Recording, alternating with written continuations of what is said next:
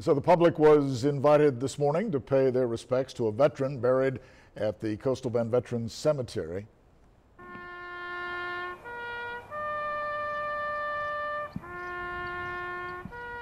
Navy veteran Arthur Brooks laid to rest there today. However, employees at the Trevino Funeral Home in Corpus Christi were not able to find any living relatives, and yet he still received full military honors today. It's what the Veterans Cemetery routinely does in cases like this, all in partnership with the cemetery's Honor Guard.